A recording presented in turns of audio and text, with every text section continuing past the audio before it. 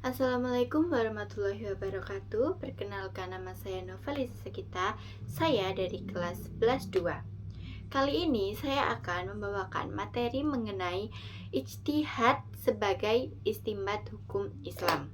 Pengertian ijtihad dan istinbat. Kata ijtihad berasal dari kata al-jahdu yang berarti daya upaya atau berusaha keras.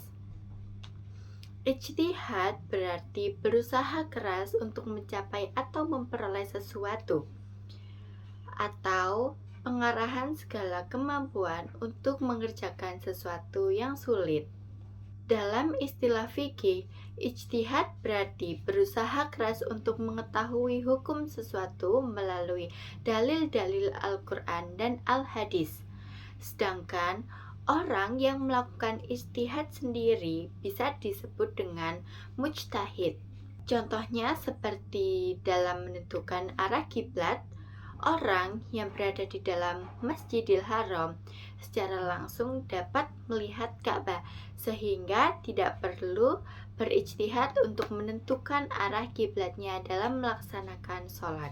Sedangkan orang yang berada jauh dari Masjidil Haram akan kesulitan untuk menentukan arah kiblat.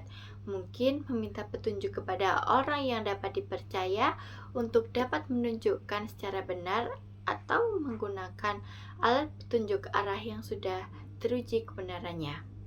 Para mujtahid dapat melakukan ijtihadnya tentu harus didukung dengan kemampuan ilmu dan keluhuran sikap sehingga hukum yang ditemukan benar-benar objektif. Selanjutnya, istinbat. Istinbat berasal dari kata nab yang artinya air yang mula-mula memancar keluar dari sumur yang digali. Dengan ini, istinbat menurut bahasa berarti mengeluarkan sesuatu dari persembunyiannya. Sedangkan pengertian istinbat menurut istilah yaitu menggali hukum syara yang belum ditegaskan secara langsung oleh Al-Quran dan As-Sunnah. Jadi, istinbat itu juga tergolong ijtihad, namun masih berada pada tingkat yang relatif rendah.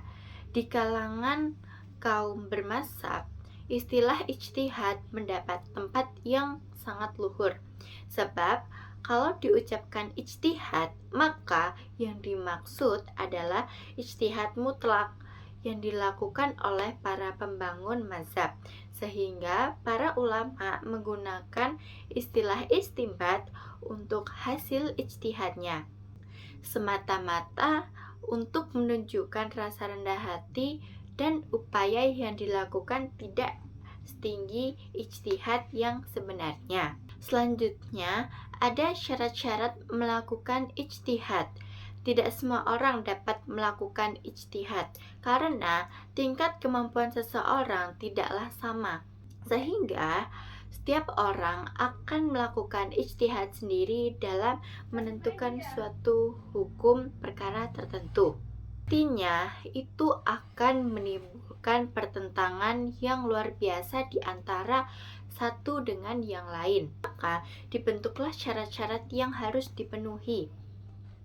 Syarat-syarat ini sendiri dibentuk oleh Yusuf Hardlawi yang mengemukakan syarat mujtahid yang telah disepakati oleh para ulama, yaitu yang pertama, menguasai Al-Quran dan ilmunya. Yang kedua, menguasai Al-Hadis dan ilmunya. Selanjutnya, menguasai bahasa Arab, mengetahui tema-tema yang sudah diijma, menguasai usul fikih. Yang keenam, memahami sejarah, mengenal manusia, alam, dan lingkungannya, serta mempunyai sikap adil dan takwa. Dari syarat yang telah dikemukakan oleh Yusuf Hardlawi dan telah disepakati oleh para ulama, kemudian ada beberapa ulama yang menambahkan syarat untuk berijtihad, yaitu yang pertama, mengetahui ilmu usuluddin, yang kedua, mengetahui ilmu mantahik, dan yang terakhir, mengetahui cabang fikih. Selanjutnya ada tingkatan para mujtahid, yaitu yang pertama ada mujtahid mutlak. Mujtahid mutlak adalah seseorang ulama mujtahid yang memiliki ilmu pengetahuan yang lengkap untuk beristinbat dari Al-Quran dan hadis dengan menggunakan metode mereka sendiri yang telah diakui kekuatannya oleh para imam yang lain. Mereka dapat menggali jalannya sendiri untuk mengetahui hasil dari ijtihad tersebut dan berbagai cabang pengetahuan fikih tanpa mengikuti orang lain. Berikutnya ada mujtahid muntasib. Mujtahid muntasib ini ialah seseorang yang mempunyai ilmu berijtihad terkait oleh imamnya, seperti keterkaitan murid dengan guru. Mujtahid dalam tingkatan ini mengeluarkan hukum-hukum furu' atau subhukum dari imam mujtahid mutlaknya sendiri dan mampu memilih metode hasil imamnya.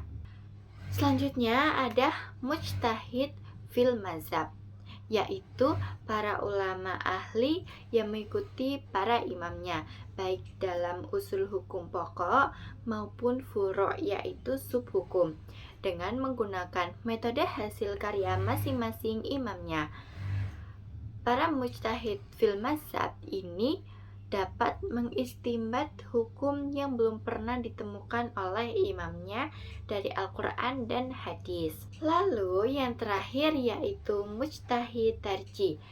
Mujtahid tarjih adalah seseorang mujtahid yang mampu menilai dan memilih pendapat dari sejumlah imam untuk menemukan mana yang lebih kuat dalilnya tanpa menyimpang dari syariat.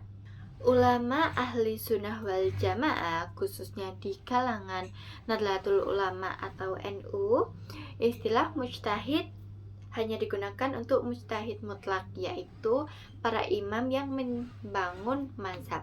Sedangkan selebihnya adalah para imam yang mengikuti metode dari mujtahid mutlak, dan seluruh umat Islam yang mengikuti mazhabnya dapat disebut dengan muqallid. Baik, sekian penjelasan ijtihad dan istinbat pada kali ini. Jika ada kurang lebih atau salah, saya mohon maaf. Sekian, wassalamualaikum warahmatullahi wabarakatuh.